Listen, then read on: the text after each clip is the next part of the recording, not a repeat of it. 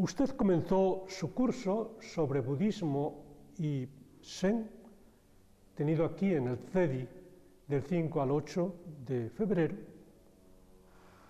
diciendo más bien que no es el Zen.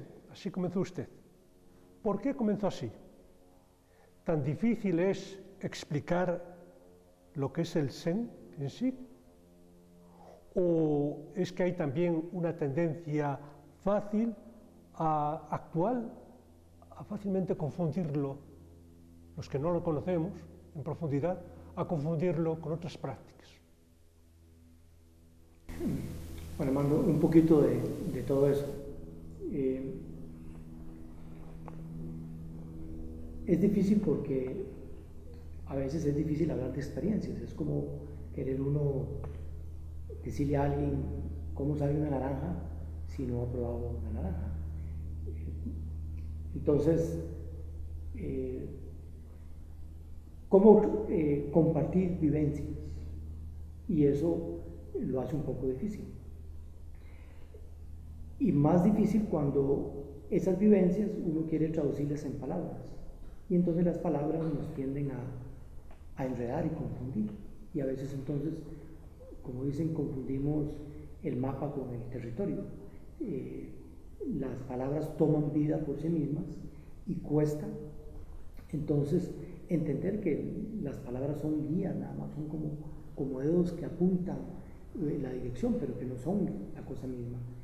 Entonces eso hace difícil que hablar sobre Zen, sobre todo cuando el Zen trata de ir más allá de las palabras, más allá de la teoría. Y entonces, de forma consciente, trata de no usar o apoyarse en más de la cuenta en las palabras, que al final de cuentas también son inevitables y son necesarias. Eso me parece lo que hace un poquito difícil hablar de Zen, y por eso que empezamos por lo más fácil, que era hablar sobre lo que no es el Zen.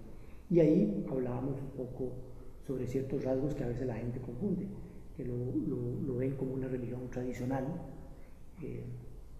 o lo ven como una filosofía, o lo ven como una psicología, o lo ven como una terapia. Y puede hacer que el Zen tenga un poquito de esas cosas, pero no lo determina, no lo define. Entonces era como aclarar eso y movernos después hacia lo que podría ser explorar un poco. Entonces, positivamente hablando, ¿qué es el Zen? ¿Podría explicarnos de alguna manera un poco entonces lo que es, en qué consiste? Bueno, podríamos decir que el Zen es una práctica. Es como querer nadar, o querer aprender a jugar tenis, o cualquier deporte, o tocar piano. Es decir, es eso, es una vivencia, una experiencia, y sobre esa base entonces se desarrolla ya propiamente dicho esta tradición. Uno puede apoyarse en respuestas de maestros, y podríamos decir que si uno tuviera que resumir en pocas palabras qué es el Zen, uno podría decir que es la práctica de la atención plena, es decir, aprender a estar atentos, a practicar la atención en cada momento, aprender a estar aquí y ahora. Y sobre esa práctica de hacer que la mente esté presente en el presente, entonces es que se desarrolla todo un bagaje de conocimiento y de vivencias, y sobre eso creo es que se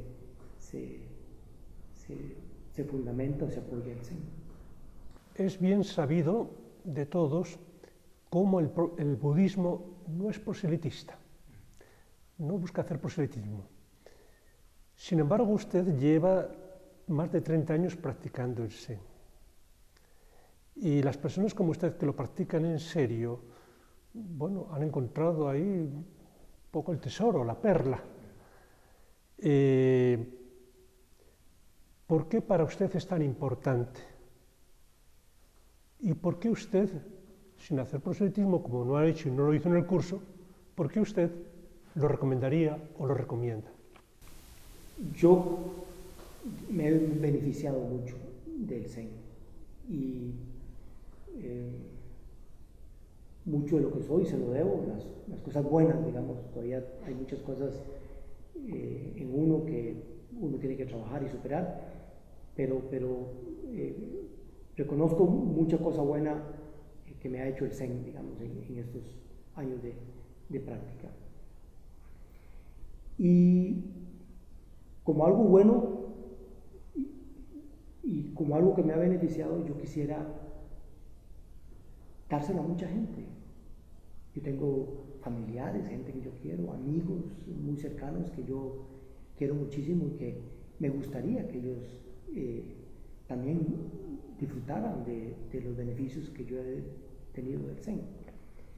Sin embargo, sé que cada persona debe buscar su camino y sentirse cómodo en ese camino, en ese trabajo espiritual. Y entiendo que no necesariamente lo que me sirve a mí le va a servir a usted o le va a servir a un hermano mío, a un ser querido mío. Entonces, uno trata de tenerlo, digamos, disponible para quien ande buscando y quien lo necesite y quien lo pueda aprovechar. Pero también sé que las personas somos diferentes, que las personas estamos en etapas en nuestra vida diferentes y que lo que se necesite no necesariamente en ese momento sea el Zen como tal. Entonces, uno tiene que entender de que hay muchas tradiciones y en todas las tradiciones hay sabiduría y compasión y mucho conocimiento, y cada persona debe buscar en qué tradición, en qué camino es que se siente cómodo para trabajar. Sobre todo porque uno sabe que cualquier camino que uno tome en forma seriamente, va a ser un trabajo muy duro y de mucho trabajo durante muchos años para ver resultados. Entonces, la persona tiene que estar suficientemente comprometida, motivada y necesitada para seguir ese camino y poder, digamos, sacarle todos los beneficios que esa tradición tenga. Entonces, lo importante es que en el camino que esté uno lo tome con la seriedad que ese camino necesita. En una época tan tecnológica como la nuestra, donde un valor dominante o el más dominante es la utilidad, el utilitarismo en todo, me parece que es muy explicable que el budismo ejerza una gran atracción por su desprendimiento, su desapego, pero a la vez tiene un poco la sospecha, de que el budismo no es comprometido en lo social, en lo político y en general con los problemas sociales, humanos, de la humanidad, de los pueblos. ¿Le parece que eso es cierto? ¿Cómo entiende el compromiso humano, social, profundo el budismo? Es un tema, digamos, difícil, porque igual muchas personas tienen diferentes nociones sobre cómo ayudar a otras personas. Muchas personas tienen una noción diferente de lo que es el cambio o lo que es mejor para sí mismos y otros. Entonces, esas discusiones son complicadas. Lo que uno puede decir tal vez del budismo es que, sobre todo si uno